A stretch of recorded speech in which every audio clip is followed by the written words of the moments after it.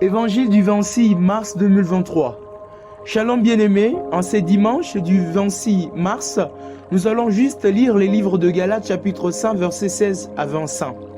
Ces derniers vont nous éclaircir et pousser notre conscience à saisir ce que Dieu veut de nous et comment nous devons être en tant que sa demeure.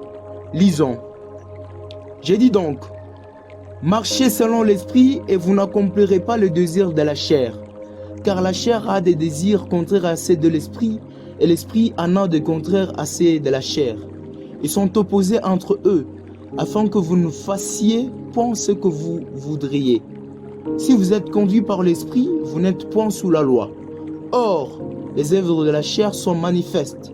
Ce sont l'impudicité, l'impureté, la dissolution, l'idolâtrie, la magie, les inimitiés, le querelle, les jalousies, les animosités, le dispute, les divisions, le secte, l'envie, l'ivrognerie, les essais des tables et les choses semblables.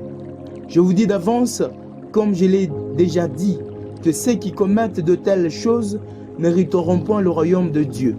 Mais le fruit de l'esprit, c'est l'amour, la joie, la paix, la patience, la bonté, la bénignité, la fidélité, la douceur, la tempérance. La loi n'est pas contre ces choses. Ceux qui sont à Jésus-Christ ont crucifié la chair avec ses passions et ses désirs. Si nous vivons par l'esprit, marchons aussi selon l'esprit.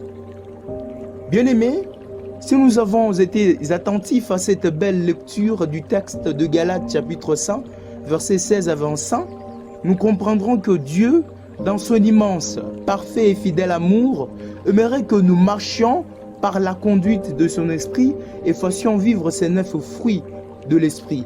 Je cite l'amour, la joie, la paix, la patience, la bonté, la bénignité, la fidélité, la douceur, la tempérance, en cette conscience que nous sommes.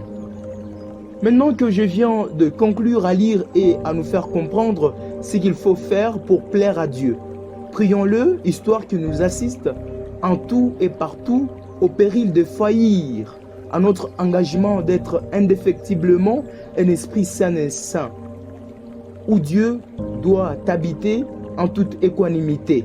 Enfin, disons, thank you Jesus, because you love me. God bless you. C'était votre humble serviteur, Gloire Kisupa. Bye et à bientôt.